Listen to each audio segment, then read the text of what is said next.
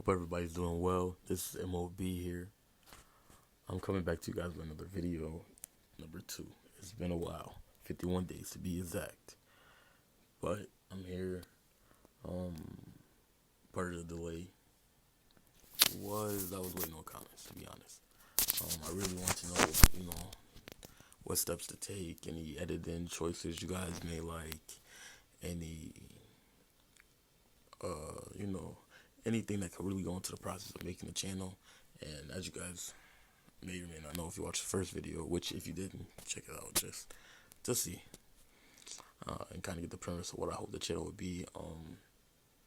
But if you didn't, I want this kind of be a your take, not mine type of channel. But instead of just getting any old hater in the comments, I want some of our greatest minds, because great minds gravitate to great minds. The videos that need to find you just have a way of doing that. Along with the other videos you should have never ever seen in your life. But hey, this is the other video, not that type. But I'm coming with a freestyle video. Again, it took a while because I was waiting on comments so I could, because this is for one of your take, not mine type video. I would like to make response videos to comments, get comments on, things that have to do with editing, the production, really. Just if you guys don't like my voice, I need to get a better mic to improve it, things of that nature. That would be great to know in the comments. Hell, if you don't just like the sound of me, I'm pretty sure I could find a mouthpiece to say the words I'm thinking, right? We can move from there. But yeah, this was a channel really dependent on comments. And this video, I want you guys to really just hop into the comments. Forget the likes, forget the subs, forget the subscribes, the shares. Comment. If you see this video, comment. If you made it to this point, thank you. Because this was about where viewer retention ended last time. I think it may have to do something with the screen color that I used. My voice, I don't know. I didn't get any comments. Anyways,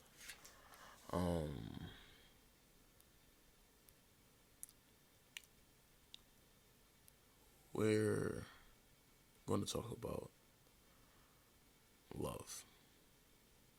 Right. This wasn't a video I had planned. I actually had a very well scripted video for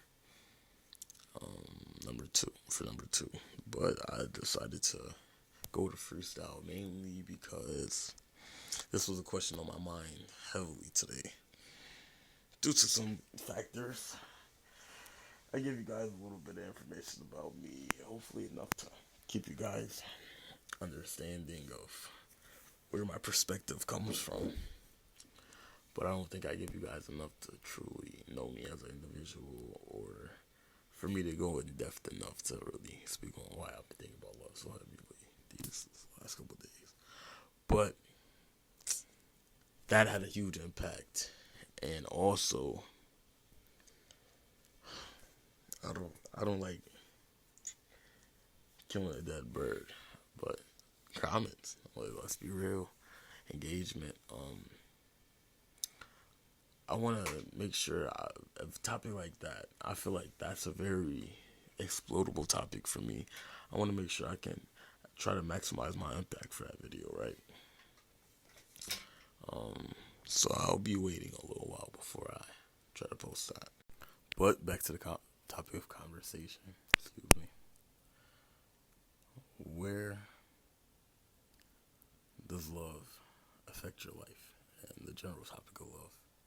All right. I'm not a psychologist. I have studied love a little bit.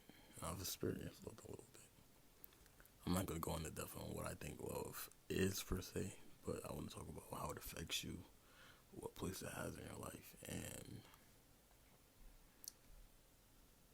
if there's a difference between love, being in love, and lust, and whether those are all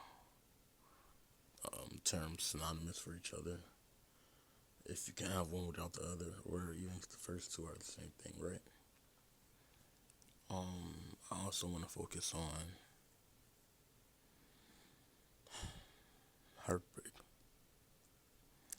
No 808s, just heartbreak. So yeah, let's get started. I want to first get started by saying this is a freestyle. Freestyle. Off the dome. No editing, if any. Very little editing, if any. Excuse me. And this is 5 a.m. Freestyle. No sleep. Alright. Okay, let's get started from there. L-O-V-E-E-E. Love. I think love is the most important thing in life, because people are the most important thing in life, and you should have love for everybody. The levels and types of love, of course, will be different and should be different. You shouldn't feel about your mom how you feel about your neighbor, and you shouldn't feel about your son the same way you feel about your wife, right? Continuing that point, you should realize how much of an impact that has, how much love or lack of you have for other people will show in your life, and it will come back to bite you, I believe. But also, I believe the effect it has on your life is contrary to what you may believe in your own opinion. Like, let's say you believe that every man is worthless. They only want one thing only. Same thing you feel that about women or any other gender. I believe that you'll see signs of the opposite, the contrary, right? Like, maybe your significant other, if you guys, stand the test of time, loyalty, and validity in what they're saying, being able to trust them, things like that. I feel like the opposite, like if you have this storybook type of idea of love where you guys run into each other at a coffee shop, you guys are both virgins, and you guys stalk each other on social media, and you guys meet up one day and both just consummate your love to each other, and you guys both are just like, we both love each other, we both just been waiting. Like, it may happen, it may not. But if you think that you guys are just gonna have that same feeling forever, and infidelity won't happen, you'll start to see signs of the opposite. I'm not saying it will happen, but on how it's possible, and where you guys start falling or fading, I should say, with love for each other.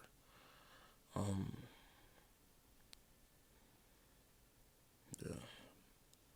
But back to how it should play a role in your life. Without love, I feel like your motivation comes from, let's say, not dark, but weird places, right? Like, there's no love. Like, hell, even the love of money makes you get up every day. There's no love. What are you doing it for, right? Like, if you're not doing it, then you're doing it for maybe more negative reasons, which end up to you doing more negative things, right? Like, let's say you're getting out of bed every day with anger in your heart. That may lead to you starting an unnecessary fight and getting kicked out of a place you should have never got kicked out of, which ends up turning your life in a spiral. That could be job, college, high school, anything, right? I also believe that love is very concentrated. Very concentrated. Like, a little bit turns to a lot. And once it's gone, it's gone. Once it's gone, it's gone. Right? So, but I also think it's something that's very hard to get rid of. Like a burner smell in a cheap microwave. Um,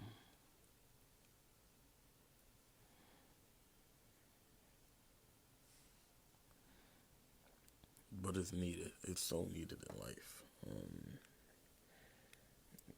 A lot of people kill themselves because they haven't found it, and it's not in sight of anybody. It's not dangling off anyone, and it's not hanging off your face. Right? It has nothing to do with anything on your body. Love is a feeling, purely. And if you want to get into a deeper, more metaphysical thing outside of your brain, it's also a chakra point, to be honest. Your heart chakra. It has a lot to do with love. I'm gonna leave it at that. If anybody wants to, explain that more in the comments, I'll let you guys do that because I'm a novice in that conversation, but I'm reading and very interested in how chakras and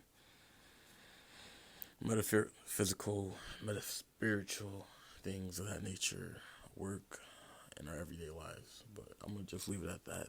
I don't want to give anybody any false information. All right, but yeah, it's purely a feeling, something you can randomly get hit with in the day, something that even though your eyes seen it, your heart felt it, right? Even though your ears heard it, it went through your brain. It tingled your heart, right? That's the feeling I'm talking about. And how long does it last? How much can it take? Is all dependent on the person. And how much can it stretch? How much will it take? Oof, it all depends on the person.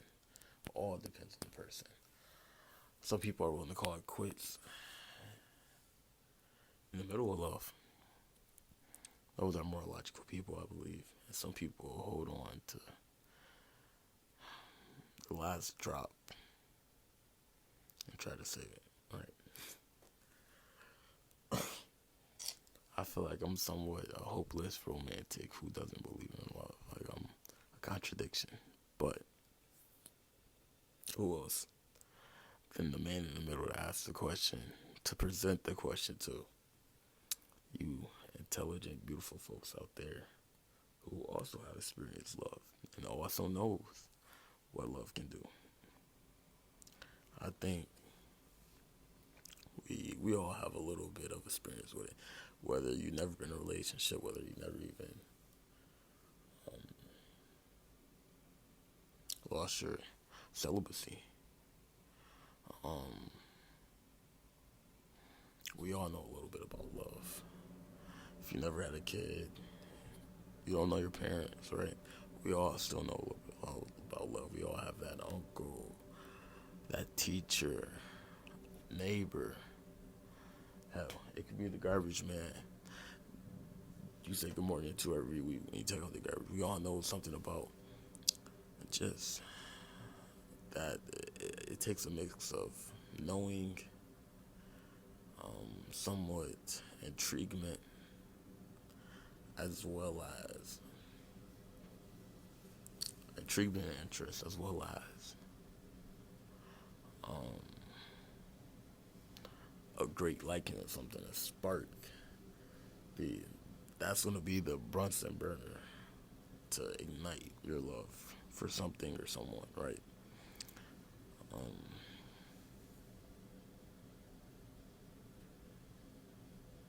Sometimes that's sometimes it takes forever. But my question to you guys is, how long does it take for you to fall in love? Does it vary, or do you guys have a general average for when you feel the feeling, right? And what place does it take in your life? Is going to be another question. I would like you guys to get down in the comments and answer. How much of your life should it impact? And last but not least, is being in love, loving someone, and lusting. How do they affect love? Are they different things? Talk to me. I'm not touching that at all. Not with a 10 stick. I'm young, dumb, and rather than dumb. I don't know what to really think of that answer. I really would love you guys to comment on that. I just want to say shout out to you guys. Um, Thank you guys for listening. If you're made it out here all the way to the end of my video, if you're bearing with what I believe will be a very unedited video, thank you. And give me any comments on anything I can do to change and improve and enhance your listening and or watching of this video, right? I just want to say thank you guys once again, and let's shout out YouTube for giving me a platform to hopefully get a good grasp of this world and what people think, because this is really changing at such an alarming pace. The 1600s was all the same. The 1700s was mainly the same. The 1800s had a big divide in the middle. The 1900s had multiple divides, let's say five. Let's say about a good five in that century. 1920s was very different than 1940s. 1940s very different than 1960s. 1960s very different than 1980s, right? But it seems like every 2 years, the change is so massive in the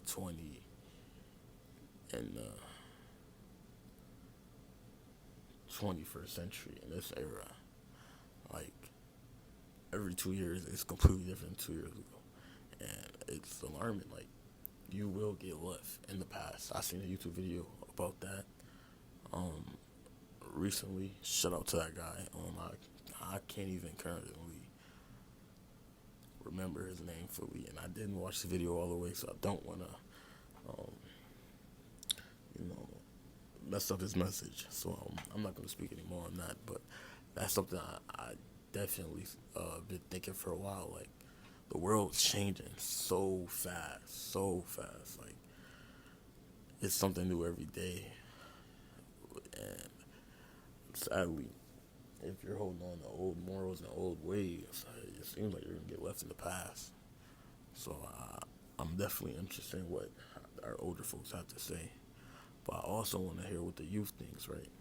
Because if I can get an opinion of an intelligent 14-year-old and a very wise and or intelligent 79-year-old, that can give me a perspective